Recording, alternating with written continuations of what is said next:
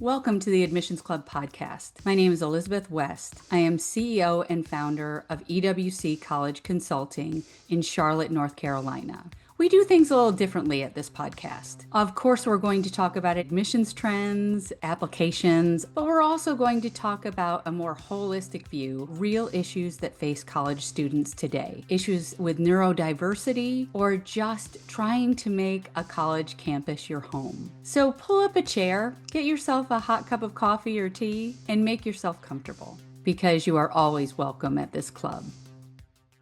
Hi, welcome back to the Admissions Club. So, as you know, we like to talk about admissions. We like to talk about what's going on college campuses. And what I really want to talk about today is this idea of micro kindness and college fit. And so you're probably saying, what are you talking about? So let's jump into it. I was just reading an article on LinkedIn. I tend to be a little bit of a LinkedIn junkie. And I was reading about how micro kindnesses can be really powerful. So, what are micro kindnesses? Basically, they are as small as a smile or a kind gesture or opening the door for someone, and they're calling these micro kindnesses. They define micro kindness as small, low-cost gestures that benefit another person and that are motivated by goodwill, not just reciprocal benefits. So, I was thinking about that in terms of, how does that look like in real life? What can I draw upon from my background that would talk about micro kindnesses so that I could understand it better? Because I am the person that talks to people in grocery store lines. I am the person too much to my husband's dismay, I think, I talk to people all over the place. And I just feel like if I can spread some joy, why not? That's just kind of my personality. And so I remembered in fifth grade that I conducted a little bit of a psychological experiment. Now, I didn't really think of it as a psychological experiment. I My personality is such that I want to kind of dare myself to do things that I'm afraid of. So we had this very mean teacher's assistant, and I mean, everybody was afraid of this woman. And I thought, well, what's wrong? Like, why is she so upset? Why is she so cross with us, really? And what does she need? Um, so in fifth grade, I made the commitment to say one nice thing to her each day.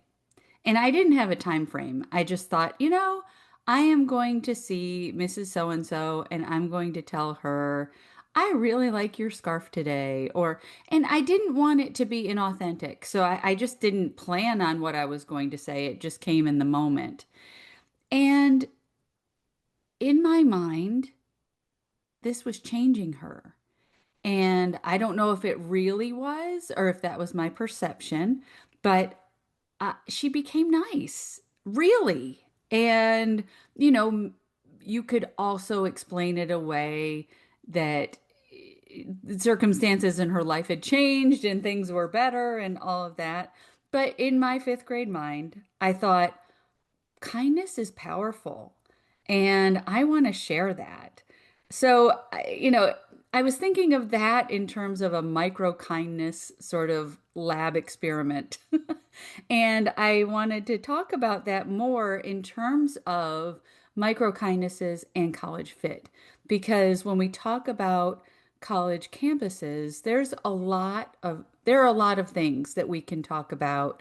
How do you see and how do you assess how kind a college campus is? In this paper that I was reading about microkindness, it was also talking about the positive epidemiology of compassion. And so, obviously, epidemiology is the study of diseases. And when you talk about kindness being a disease, I just thought, what an amazing concept to just kind of spread kindness, spread these germs of joy to people throughout a college campus. So when you go into a college visit, how can you show micro kindness? Because they're also kind of assessing you in these college visits as well. How do you show micro kindness? And what micro kindnesses are you receiving? So I wanted to kind of talk about the college visit because the college visit is very important and it has a lot of tangible and intangible elements to it. So when you're looking at a college campus, you can look at all of these intellectual, I like that it's this close to home. I like it has my major, um, all of those things that you can point to and say, yes, those are facts. That is exactly what they have. But then you look at a college and there are intangibles. What is the feeling that you get on campus? And that is one of the things that we stress with our students. How do you feel when you get on campus? Was it welcoming? Was it kind of isolating?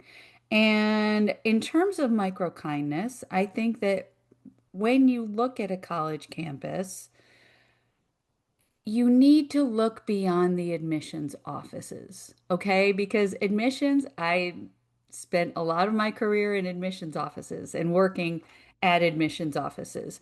We are in the business of promoting that college or university. So you are going to see that college in the best light when you are getting the admissions experience. And that was our job. And so that, no shade, that is exactly what we were supposed to do. And I used to be in charge of tour guides, and I can tell you, we trained people. We trained tour guides in terms of customer service, in terms of being good hosts at the college. So these are the people that are kind of paid to be nice to you, okay? But then when you're talking about what's real versus what's authentic, you kind of need to look at the people that are not affiliated with the admissions office. So no question, admissions is going to be nice to you. But when you walk around campus, maybe you talk to somebody from the physical plant. Maybe they are shoveling snow. Maybe that person is emptying the garbage.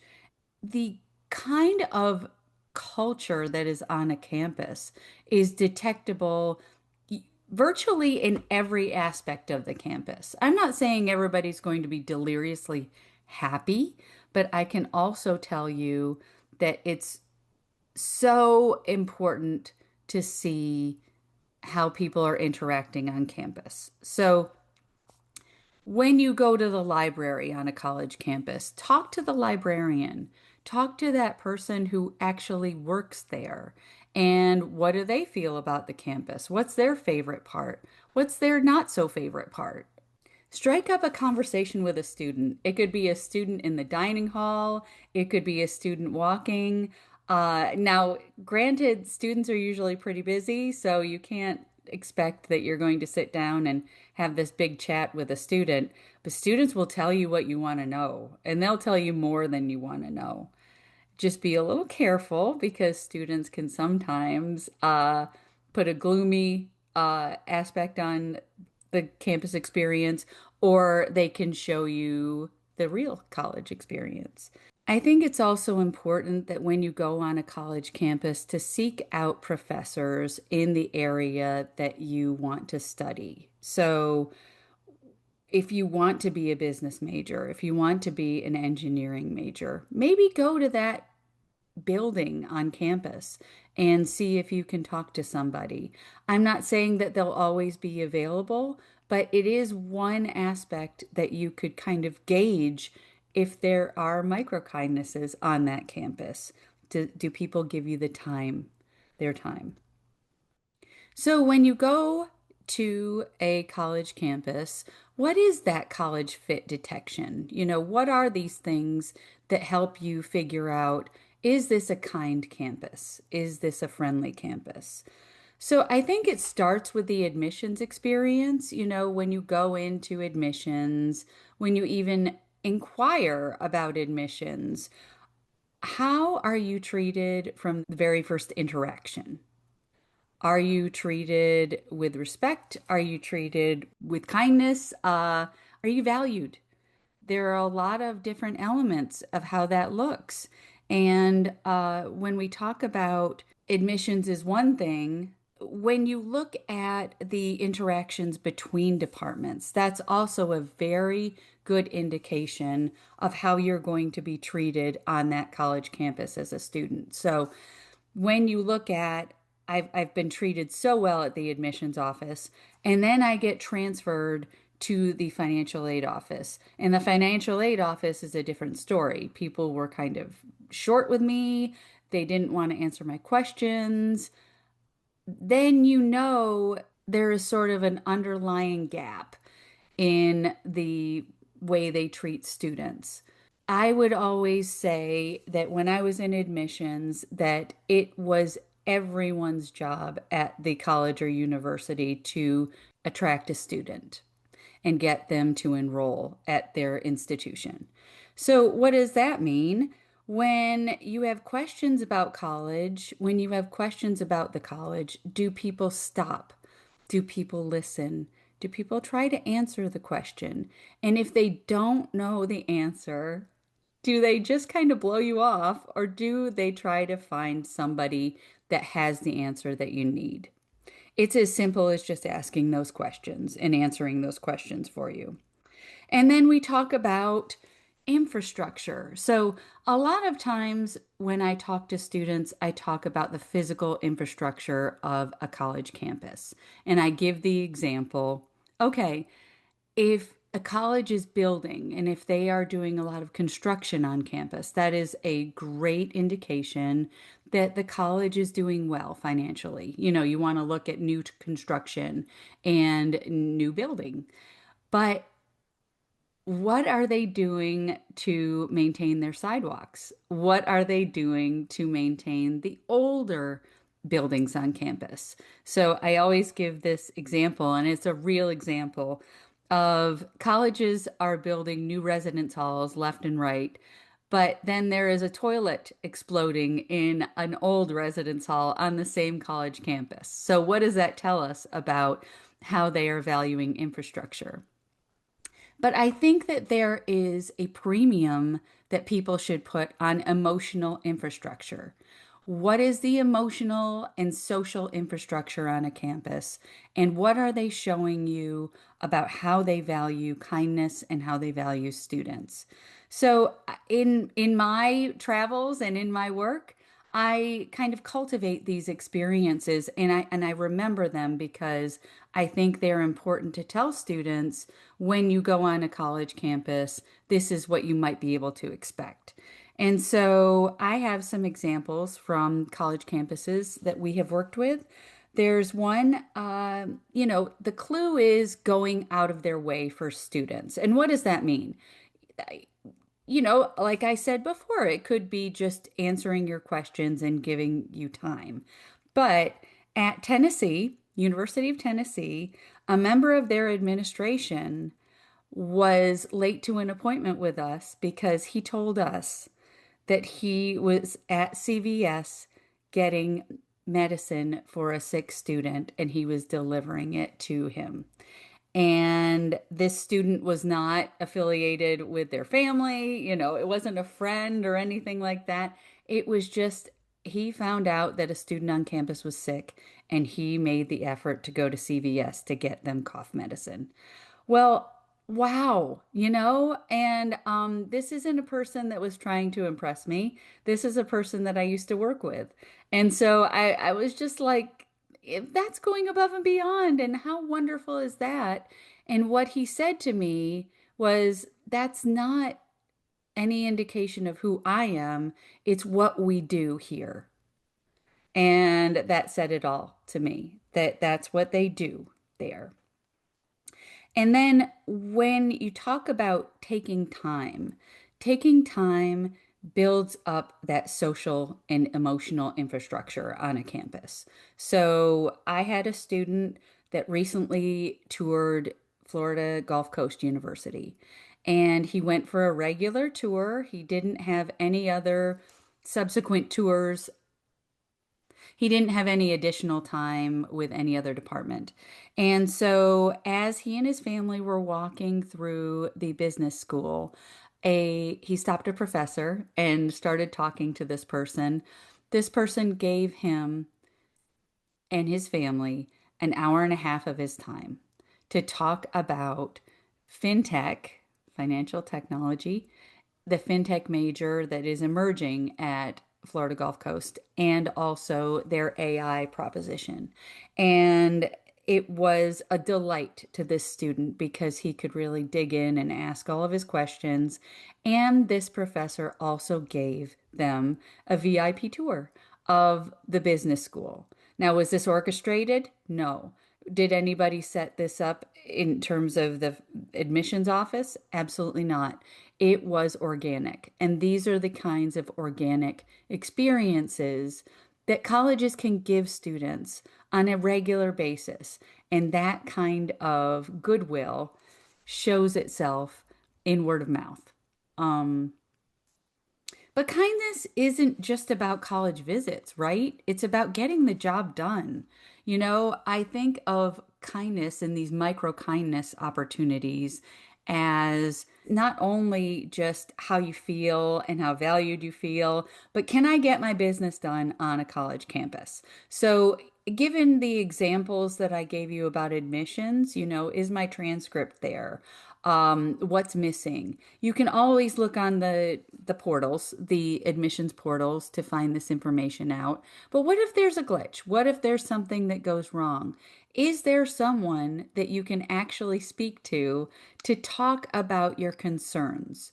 And that goes beyond admissions.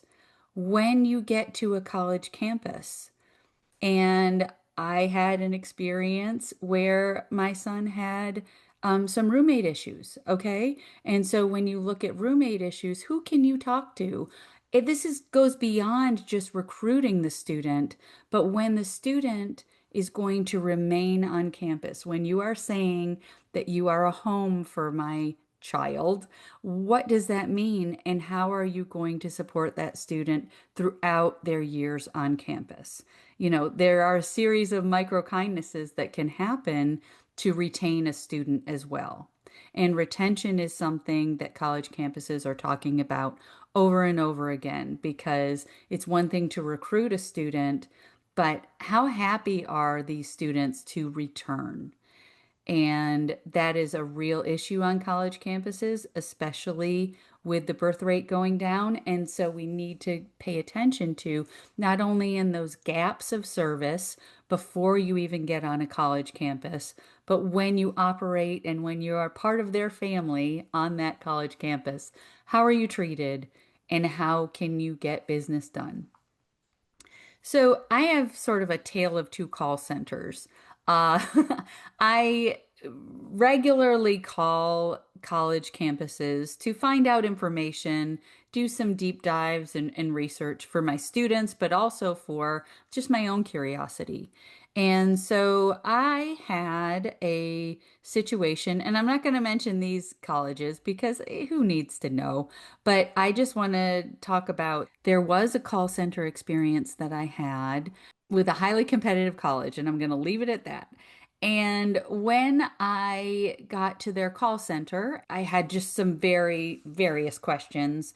She acted like I interrupted her day. And I thought, okay, I'm going to this ride. I'm going to see where this goes. And she literally told me in the conversation, I don't have time to answer these questions. You need to come for a visit. And I said, well, what if I can't come to campus? What if I'm out of town and can't come for a visit? She interrupted me and said she needed to get on another call, that there were lots of calls coming in to their call center today. So, of course, I'm a little furious and I'm feeling like, wow, you just don't care about me at all, do you? Now, the name of that college was absolutely prestigious. that I have so many students wanting to go to that college, but I'm always pointing out how they treat you on campus is a very different proposition than just wearing the sweatshirt and being able to brag that you go there. How are you treated when you get on campus? And I wasn't even getting on campus. I was a prospective student, prospective parent calling in. So if they're treating me like that at the very front door, you got to wonder what's going on underneath. And it could have been, I know, it could have been that person was having a bad day. I get that. But you've got to pay attention to those particular touch points when you are talking to prospective students and parents on a college campus. Another call center, I called, again, very large, very competitive institution. This person spent probably too much time on the phone with me. I mean, he was above and beyond helpful, telling me about restaurants we could go to in that area, talking about average GPAs, average SATs, acknowledging that it was really hard to get into that school and it wasn't as hard when he went there and all of that. But it gave us the feeling that, wow, there's somebody there that really wants us there. And they didn't have to go above and beyond. And they even gave me the name of a person I could talk to in admissions because this person was just kind of the front door and gave me direct access to somebody that I could ask the questions that were a little more detailed. But I think when you talk about micro kindness, you talk about it doesn't take a lot of time during your day to show people what they mean to you. And I think that when we talk about college campuses and fit, we're talking a lot about a lot of layers and a lot of factors. And we can't manage everything. We can't micromanage micro kindnesses, right? We just can't do that. However, we can look at it and we can work on it. And we can work on making these experiences more enjoyable for students.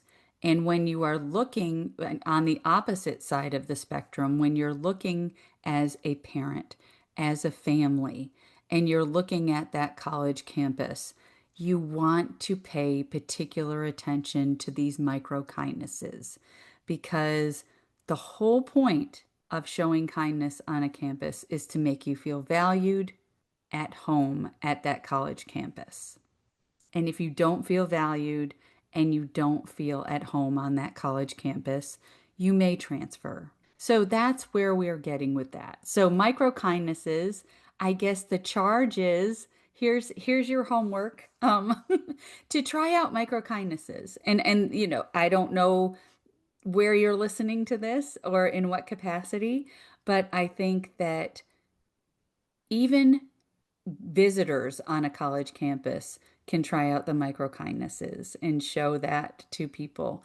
But in terms of going on that campus and assessing if that campus is going to be where you invest yourself for those 4 years, those 4 pivotal years of college, detect the micro kindnesses and detect when they are not there. So there's going to be a lot of micro kindness in this club. I mean, I'm here. We're going to talk to a lot of guests throughout the next few weeks, and I just hope you come back and spend a little time with us. And thank you for the kindness of listening. We appreciate your kindness. I hope you come back soon. Thanks for joining us today at the club.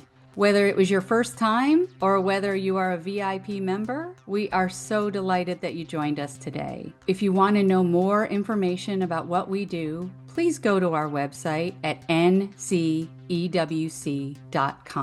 You're always welcome at the Admissions Club. We'll be here for you.